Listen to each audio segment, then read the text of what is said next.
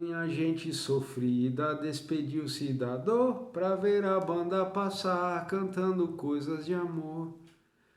Muitas vezes a vida parece passar, tá passando aos nossos olhos, os dias, os anos se escorrendo pelos nossos dedos, e a gente está vendo a banda passar, banda de amor, banda de furor, banda de desgraça. A vida parece estar parada, está congelada. Sonhos que antes ardiam no nosso coração agora estão na geladeira, frios, esquecidos, adiados, congelados. Muitas vezes, né, esses sonhos, esses planos não morreram completamente, mas eles também não vivem.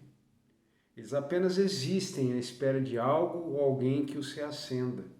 Eles estão relegados a primeiro, segundo, terceiro, quarto plano. A gente esqueceu, não tem mais esperança. Vamos voltar para a palavra de Deus sempre. A palavra de Deus nos convida a olhar para essa realidade, né, de sonhos, de planos, com honestidade. O problema não está fora de nós, mas está dentro do coração. Né? Do coração procedem, guarda o teu coração, porque deles procedem, estão as fontes da vida. Né? Isso é Provérbios, eu falei o Evangelho de Marcos. Agora a gente vai voltar para Isaías. Né? O profeta Isaías declara com clareza, com uma contundência, que as nossas iniquidades, as minhas, os meus, os seus pecados, fazem separação entre nós e Deus, para que Ele não nos ouça. Né? Começa falando assim, ó, Deus não está com a mão encolhida, nem com o ouvido surdo, para que não possa abençoar ou te ouvir. Mas os vossos pecados, as vossas iniquidades causam separação. Então o pecado, nosso pecado não é apenas uma falha moral isolada, é uma ruptura relacional com Deus, que gera também ruptura com as outras pessoas. Ela cria uma distância, né? Acabamos de falar, uma barreira, um muro real entre o homem e Deus, e onde há distância de Deus, sempre há perda de direção, sempre há perda de sentido e sempre há perda de propósito. Por isso que às vezes a gente começa a fazer as coisas, para no meio e deixa, começa aqui, outra ali, é uma correria e a gente não sai do lugar muitas vezes, né? Por isso muitos sonhos se esfriam, não necessariamente que eram errados em si, né? Mas porque foram desconectados da fonte da vida. Tem coisas que não é para a glória de Deus, não é da vontade de Deus, então não vai acontecer. Ou se acontecer, vai ser pior para mim. O coração humano, que é sempre inclinado ao pecado, conquanto nesse plano terreno, né, começa a desejar coisas desalinhadas com a vontade de Deus, ou a buscar caminhos próprios para realizá-la. Alguém já aconteceu isso com alguém ou é só comigo, né? Às vezes eu acho que eu sou dono da verdade, que eu sei tudo, que eu consigo, que eu não preciso de Deus, ou quero dar uma ajudinha para Deus. O mesmo profeta Isaías, um pouco antes, no capítulo 55, ele lembra a gente que os planos de Deus e os pensamentos de Deus são maiores e mais altos do que os nossos. Né? Como se alteia o céu da terra, né? A distância do céu da terra. Assim são os planos de Deus, muito mais altos e melhores e maiores do que os nossos. Né? Isso não é apenas um consolo para nós, é também uma confrontação, é para bater na cara. Muitas vezes o que colocamos na geladeira são sonhos moldados com uma lógica terrena, autocentrada e limitada. Então, muitas vezes, a gente não consegue fazer as coisas porque a gente só quer para o nosso próprio bem, com um fim em si mesmo, não é? Como disse antes, não é para a glória de Deus ou para um fim maior, né?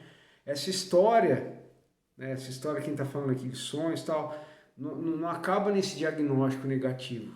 Ele aponta para uma restauração. É uma negativa, ó, vocês estão pecando, por isso que eu estou distante, seus sonhos não estão acontecendo, mas os meus caminhos são maiores que os seus. Caminhando, a gente vai para o profeta Jeremias, que lá no capítulo 29 vai revelar um Deus que conhece os planos para o seu povo, mas que também convida esse povo para adorar de todo o coração. Ó, eu sei que planos eu tenho a respeito de vocês, planos de bem e não para o mal, para dar para vocês um futuro e uma esperança, sonhos de futuro e de esperança, né? É aí que está o ponto decisivo. Não é o esforço humano que aquece os sonhos, mas o reencontro com Deus. Buscar-me-eis e me achareis quando me buscardes de todo o vosso coração. Esse é o pulo do gato. Né? Quando o coração é restaurado, os afetos são que realinhados e os sonhos agora modificados, purificados, segundo a vontade de Deus que é boa, perfeita e agradável, ao contrário a nós que é ruim, imperfeito e miserável, agora começam a ganhar nova vida, um novo ângulo, uma nova perspectiva. Os meus sonhos, os meus planos são alinhados com os planos de Deus, com os planos de Jesus Cristo. A minha mente é a mente de Cristo. Então eu começo a elaborar, a trabalhar e a pensar dessa maneira. Isso só é possível pela graça. É Deus quem toma iniciativa e quem regenera o coração. Nos dá a vida de novo, mas aí tem a nossa parte. Qual que é a sua resposta em relação a isso? Eu perguntei qual que tem sido a nossa resposta em relação a essa graça, porque o pecado coloca nossos sonhos na geladeira. A graça você tira, não para simplesmente realizar como eles eram, né? Mas para transformá-los em algo melhor, algo que glorifica a Deus, que eu estou batendo em cima disso, né? Que tem glorificado a Deus com as suas atitudes, com a sua vida. Talvez alguns dos meus planos, dos seus planos, precisam mesmo permanecer guardados, porque não pertence ao propósito de Deus, não vai dar em nada, né? Confie em si mesmo, então é melhor que fique guardadinho, congeladinho lá no congelador. Mas alguns outros não estão mortos, estão apenas esperando o calor da presença de Deus. Caminho de mão dupla, né? A vontade de Deus, a salvação de Deus e a nossa santificação, tudo alinhado, né? O concurso divino, a protocooperação. Esse calor vem quando a gente busca a Deus, quando a gente se arrepende, quando a gente se rende, quando eu me rendo a Deus. 1 segundo de rendição e tudo muda. No fim de tudo isso, né, avião passando, a maior promessa não é que todos os nossos sonhos se cumprirão exatamente como a gente imagina, mas que em Deus nossos desejos são reordenados e nossos caminhos dirigidos. Não é que tudo vai acontecer quando eu estou em Jesus Cristo e tal, não. Mas o que é certo, o que é bom para Ele primeiro, Ele sabe que é o melhor para a minha vida. Isso é muito mais seguro e muito mais vivo do que qualquer plano que eu possa construir sozinho, né? Muito mais vivo, muito mais claro, muito mais seguro. O que está na geladeira não precisa ficar lá para sempre, mas só Deus pode reacender o que realmente vale a pena viver, né? Igual dissemos agora há pouco, tem coisa que é para ficar guardada mesmo, que é melhor que fique lá dentro.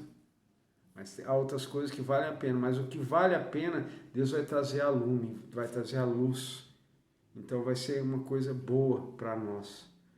Na geladeira, quando meus sonhos são congelados, seus sonhos estão congelados ainda, procure saber o motivo, procure em você mesmo, faça um autoexame.